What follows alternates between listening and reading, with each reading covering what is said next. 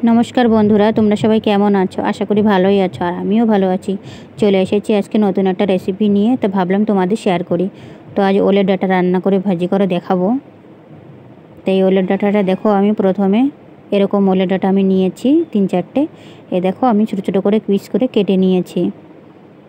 तो केटे कुटे आमी एखाने रेखेछि। ता चलो एखन एर जोन्नो की की उपकरण लागबे तोमरा देखे नाओ। ए देखो एखाने नियेछि आमि नारकेल कुचि करे, एखाने नियेछि काँचा लंका, शुकनो लंका, तेजपाता और आदा और टमेटो और एखाने आछे और एखाने किछुटा आमि चना डाल भिजिए नियेछिलाम और एकटु मशला रेडी करे नियेछि। ता चलो एखाने आमि एकटा गाबलाते आमि सिद्ध बसिए दिएछि एकटु लबण दिए। तो एदिके सिद्धटा होते थाक और आमि ओदिके कड़ाते आमि मशलाटा रेडी करे निई। तो चलो बंधुरा कड़ाटा बसिए दिएछि, एखन कड़ाते दिए देबो आमि तेल। और ये रेसिपिटा किन्तु जारा ना खाय ओलेर डाटा ताराओ किन्तु एइभाবে बानिয়ে किन्तु खेते पारे। एतटाई भालो हय खेते किन्तु बंधुरा ना खेले किन्तु जानते पारबे ना जे स्वाद कतटा हय। सबाई हयतो गला धरे सेई जोन्नो खाय ना, गला चुलकाय, किन्तु এই কচু যে এইভাবে রান্না করলে গলা চুলকানোর কোনো ইয়েই থাকবে না।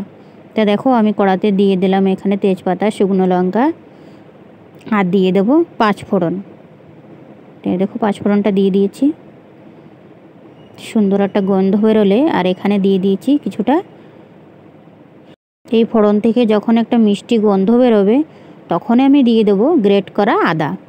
তা চলো আদাটাকে দিয়ে দিই। আদাটা একটু হালকা ভেজে নিই। ভাজা হয়ে গেলে এখানে দিয়ে দেবো আমি যে নারকেলটা আমি কুচিয়ে রেখেছিলাম সেই নারকেলটা দিয়ে দেবো।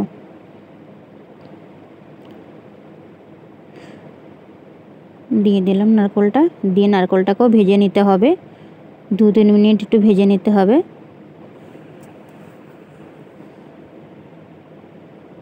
আর এখানে দিয়ে দেবো সেই চনা ডালটা আমি দিয়ে দেব। বন্ধুরা তোমরা কি ডাল বলো আমাকে অবশ্যই কমেন্টে জানিও, আমরা তো এখানে চনা ডাল বলি। তো দেখো এখন একসঙ্গে সবগুলো ভেজে নিচ্ছি। ভেজে আমি দিয়ে দেবো এখানে চেরা কাঁচা লঙ্কা দিয়ে দেবো। দিয়ে আরও কিছুক্ষণ নাড়িয়ে চাড়িয়ে নেব।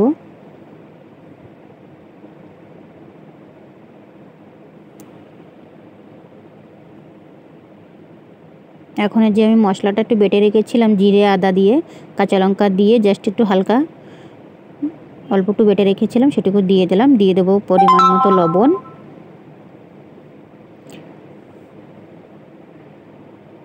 আর এখানে দিয়ে দেবো আমি হলুদ গুঁড়ো। দিয়ে আর কিছুক্ষণ ভেজে নেব। সব কিছু ভালো করে ভাজা হয়ে গেলে আর এখানে দিয়ে দেবো আমি যে সিদ্ধ করে রেখেছিলাম যে ওলের ডাঁটাগুলি আমি সেগুলো দিয়ে দিচ্ছি। এটা কিন্তু ভীষণ সুন্দর লাগে কিন্তু খেতে। যে ওলের ডাঁটা না খায় সে তাকে এভাবে একবার বানিয়ে দিও, সে চেটে পুটে খেয়ে নেবে কিন্তু বন্ধুরা, এতটাই ভালো লাগে খেতে। তা চলো এখানে সব কিছুর সাথে ভালো করে মিশিয়ে নিচ্ছি।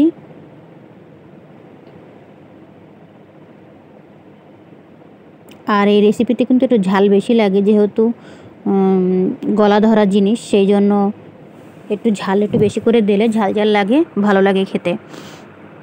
আর দিয়ে দিলাম টমেটো। আর এইভাবে রান্না করে তো কোনো গলা ধরার কোনো ই থাকবে না, মানে গলা ধরবে কি কিছুই হবে না, এতটাই ভালো লাগে খেতে। তো চলো ঢাকা চাপা দিয়ে আমি রান্নাটা করে নিচ্ছি। তা দেখো রান্না করার পরে এরকম হয়ে গেছে। এখন আরও কিছুক্ষণ রান্না করে নিলেই হয়ে যাবে আজকের নিরামিষ ওলের ডাঁটা ভাজা। তা যেহেতু নিরামিষ রেসিপি সেই জন্য দিয়ে দিলাম একটু চিনি, ঝাল ঝাল মিষ্টি মিষ্টি লাগবে, খেতেও ভালো লাগবে। আর বন্ধুরা রান্নার পরে যে এতটা টেস্ট হয়েছিল না খেলে কিন্তু জানতেই পারবে না, ভীষণ ভালো হয়েছিল কিন্তু খেতে। আমাদের বাড়িতে ছোট বাচ্চারা খেতে চায় না, কিন্তু এইভাবে রান্না করে দিয়েছি দারুণ হয়েছে খেতে, তারা তো চেটে পুটে খেয়ে নিয়েছে। তো এই দেখো প্রায় ভাজাভুজি হয়ে গেছে। আর আমি কিন্তু কিছুটা গরম মশলাও দিয়েছিলাম বন্ধুরা, তা তোমাদের দেখানো হয়নি। তা দেখো এই দেখো আমার রেসিপি কেমন হয়েছে তোমরা অবশ্যই কমেন্টে জানিও।